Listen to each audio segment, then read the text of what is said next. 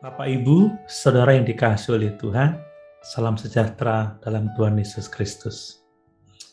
Kita telah belajar bersama bahwa untuk dapat berdiri teguh di masa-masa sulit, kita harus mengarahkan perhatian kita kepada orang-orang beriman, mengikuti teladan mereka, dan mengharapkan adanya penganiayaan. Dan saat ini, di akhir dari seri renungan berdiri teguh di masa-masa sulit, saya akan mengemukakan bahwa untuk berdiri teguh di masa-masa sulit, kita harus terus berpegang pada firman Tuhan. Mari kita membaca 2 Timotius pasal 3 ayat 14 dan 15. Demikian firman Tuhan. Tetapi hendaklah engkau tetap berpegang pada kebenaran yang telah engkau terima dan engkau yakini, dengan selalu mengingat orang yang telah mengajarkannya kepadamu. Ingatlah juga bahwa dari kecil engkau sudah mengenal kitab suci yang dapat memberi hikmat kepadamu dan menuntun engkau kepada keselamatan oleh iman kepada Kristus Yesus. Rasul Paulus memanggil Timotius untuk tetap berpegang pada kebenaran yang telah diterima dan diyakininya, dengan selalu mengingat orang yang telah mengajarkan kepadanya. Kata tetap berpegang juga dapat diterjemahkan dengan setia. Timotius harus berpegang pada Alkitab yang telah dikenalnya sejak masa kecil agar dapat berdiri teguh di masa-masa sulit. Dari pengalaman Timotius yang mengenal kitab suci sejak masa kanak-kanaknya, mengajarkan kepada kita bagaimana orang tua harus membacakan Alkitab kepada anak-anak mereka sejak mereka dilahirkan. Mereka mungkin belum dapat sepenuhnya memahami kebenaran Alkitab, tetapi tidak berarti bahwa mereka tidak boleh mendengar firman Tuhan yang tertulis dalam Alkitab. Segera setelah lahir, orang tua harus mulai memenuhi bayi mereka dengan kebenaran firman Allah. Sepanjang masa kanak-kanak, maka anak-anak itu seperti spons. Saat itulah mereka dapat dengan mudah mengambil bahasa dan menghafal berbagai hal. Seringkali menjadi lebih sulit seiring bertambahnya usia. Oleh karena itu, orang tua Kristen harus memenuhi tahun-tahun awal masa kanak-kanak dengan membacakan firman Tuhan kepada mereka dan membantu mereka untuk menghafalnya.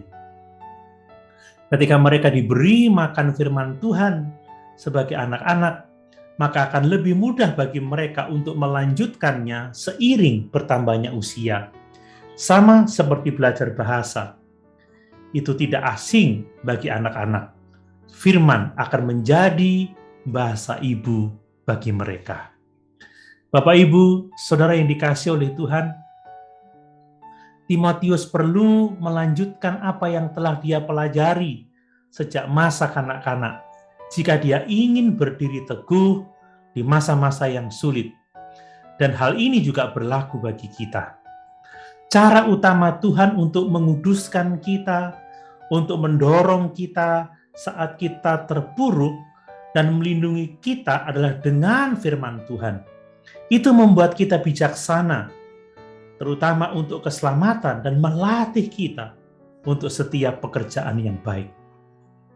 Setelah Rasul Paulus memperingatkan para penatua Efesus tentang masa-masa sulit ini, dan beberapa banyak dari mereka yang akan jatuh ke dalam bidat dan menjadi guru palsu, Rasul Paulus mengatakan ini dalam Kisah Para Rasul 20 ayat 32. Demikian firman Tuhan.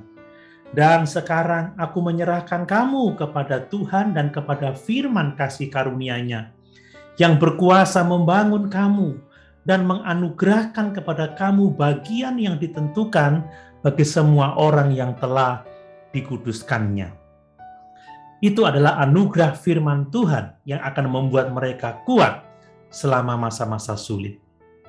Pemazmur berkata dalam Mazmur 119 ayat yang ke-11, "Dalam hatiku aku menyimpan janjimu, supaya aku jangan berdosa terhadap Engkau."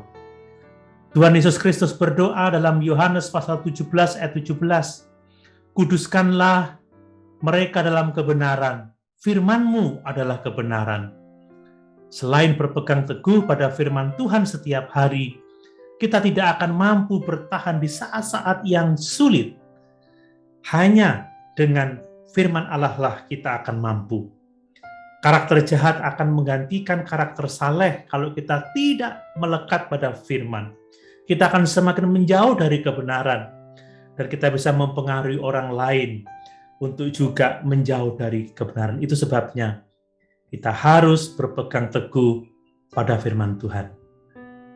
Bapak, Ibu, Saudara yang dikasihi oleh Tuhan, mari kalau kita mau sungguh-sungguh dapat berdiri teguh pada masa-masa sulit, kita harus mengarahkan perhatian kita kepada orang-orang beriman.